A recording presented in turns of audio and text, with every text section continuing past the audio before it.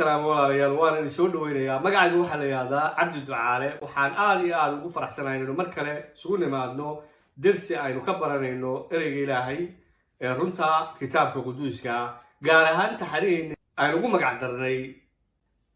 ereyga Ilaahay ee murtida Soomaalida inagoo eegaynay sida murtida Soomaalida ha ahaadeen maamaayo ha ahaadeen hal hayso ay u qaabilsan yihiin ereyga Ilaahay murtida bini'aadamku ama bulshadu waxay ka turjuntaa worldview-ga dadka ama sida dadkaasi ay u arkaan nolosha adduunkan ha noqoto ama ha noqoto aakhiro haddii aanay ku salaysnayn ereyga Ilaahay ee runtaana waxay u keentaa khasaare dadka adduunkan iyo aakhiraba sidaa daraaddeed ayaynu ku eegaynaa murtida Soomaalidu sida ay u qaabilsan tahay inagoo maalin kasta soo qaadanayna ama cashar kasta ku soo qaadanayna murti ama mahmaah ama halhay Soomaaliyeed maanta waxaynu soo qaadanaynaa mahmaahda la yiraahdo geed walba midhihiisu dhalaa laba cashar baynu u kala qaadaynaa casharka koowaad oo aynu ku soo qaadanayno sida ay Soomaalidu ka wadaan marka ay mahmaadan ku mahmaahayaan oo iyagoo ka hadlaya barbaarinta ama korinta carruurta darsiga labaad oo aynu mar dambe aynu idin soo gudbin doonana waxaynu kaga hadli doonaa erayadan geed waliba midhihiisu dhalaa oo uu Ciise Masiix si toos ah ugu soo qaatay injiilka isagoo aan ka hadlayn carruurta la korinayo laakiinse ka hadlaya nebiyada beenta iyo dadka aaminsan waa run oo waalidka ayaa saamaynta ugu badan ku yeesha carruurtooda hadday noqoto xag jidh ahaaneed koritaanka jidh ahaaneed iyo hadday noqoto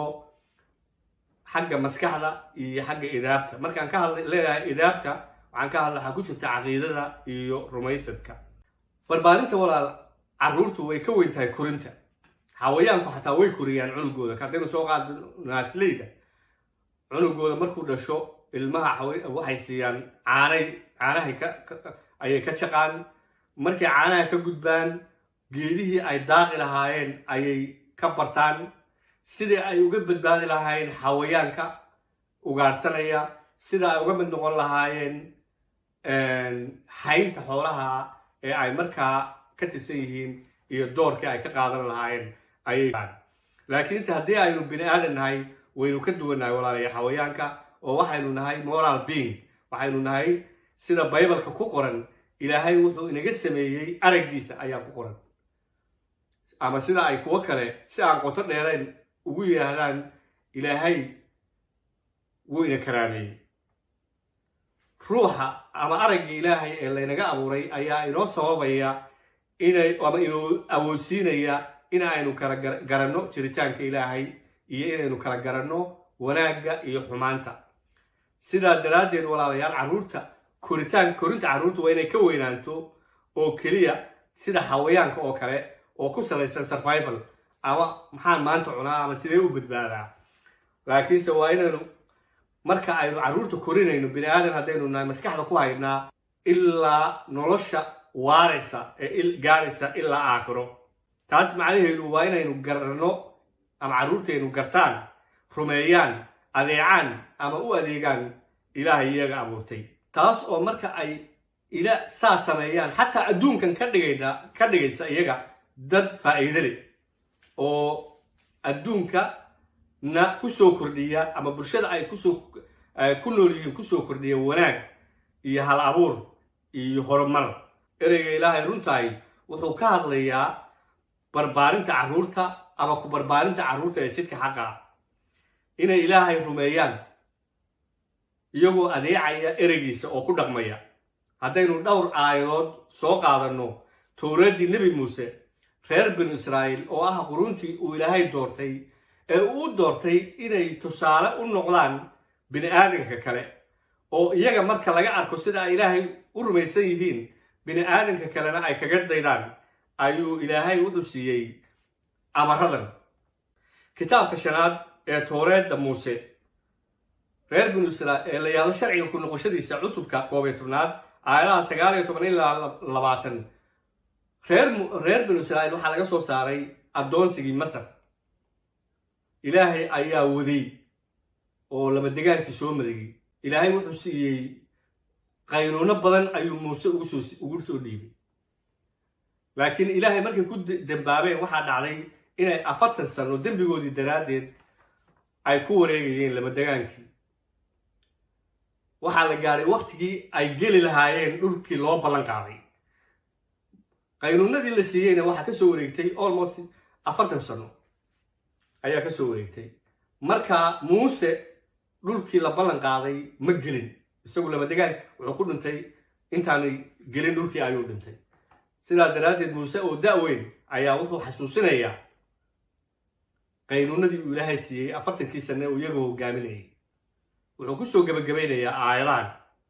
markuu qaynuunadii oo dhan u akhriyay sharciga ku noqoshadiisa ayuu wuxuu odhanayaa aayadahan ku qoran sharciga ku noqoshadiisa cutubka 11 aayadaha 19 ilaa 20 haddaba erayadan qaynuunada ilaahay buu ka wadaa waa inaad gelisaan qalbigiinna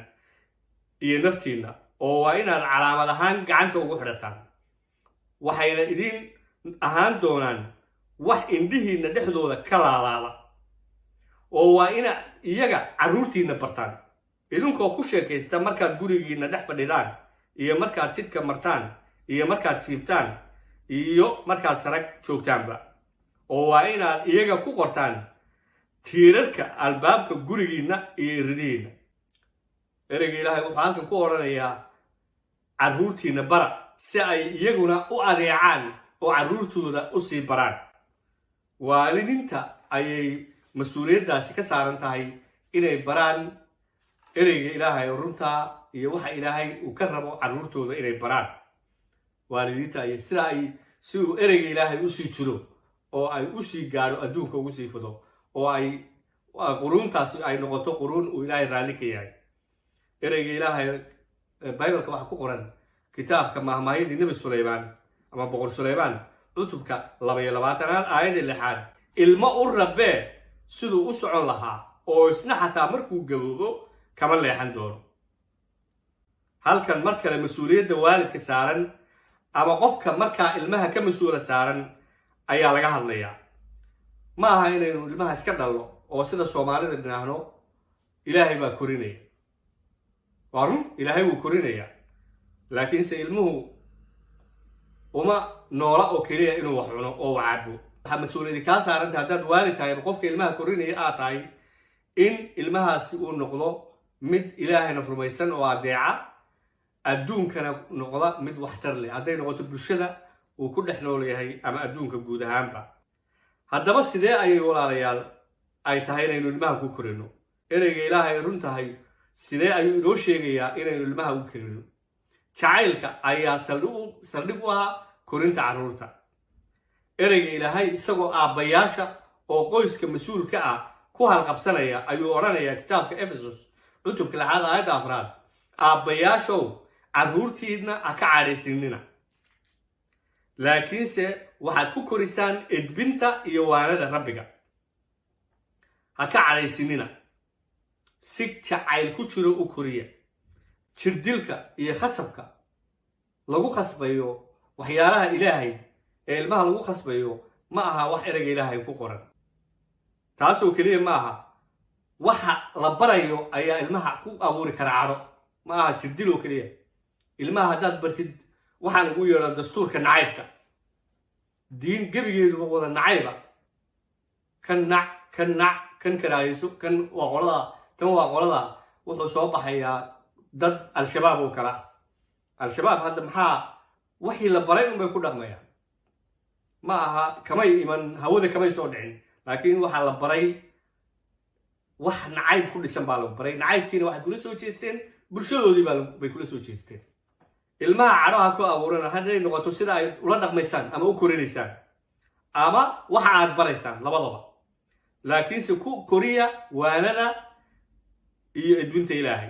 ilaahay wixiisu ma aha walaalayaal khasab ama karbaash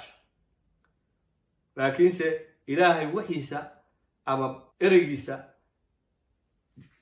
ilmaha markaad bartid iyagaaba jeclaanaya waayo wuxuu ka shaqeynayaa nasteexo iyo jacayl iyo wanaag iyo horumar iyo sidii ilaahay ay ku caabudi lahaayeen oo qofku isagaa macaansanaya wax haddii aad aragtay dadka lagu khasbayo waa wax beena oo lagu jirdilayo mar kale ereyga ilaahay isagoo carruurta aabbayaasha ku halqabsanaya ayuu odhanayaa aabbayaashow carruurtiinna ha ka cadhaysiinana yaanay qalbi jabin kitaabka Kolosay cutubka 3 aayadda 22 qalbi jabin cadho ayaan ka soo hadalnay qalbi jabin maskaxdooda ha ku abuurina wax xun oo waxyeeleynaya iyaga maskax ahaan oo niyadda ka dilaya bini aadamka kalena ku diraya jacayl ay ilaahay iyo uumihiisa bini aadamkiisa ama abuuritaankiisa kale u qabaan ku abuura si ay aakhirka u noqdaan sida ay Soomaalidu tidhaahdo kuwo if iyo aakhirada faa'iido leh walaalayaal mahmaahan geed walba midhihiisu dhalaa waxayna qaybteedan hore ku aragnay sida ay Soomaalidu ka wadaan marka ay isticmaalayaan oo ah barbaarinta carruurta qaybteeda labaad waxaynu ku arki doonaa si ka duwan iyada oo erayadan uu toos Ciise Masiix injiilka ugu soo qaatay isagoo aan ka hadlayn barbaarinta carruurta laakiinse ka hadlaya nebiyada beenta iyo kuwa aaminsan sidaa daraaddeed la socda isla mahmaahdan qaybteedii labaad oo aynu ku soo qaadanayno darsiga ku xiga waa mahadsantiin aad nala joogteen ilaahayna ha idin barakeeyo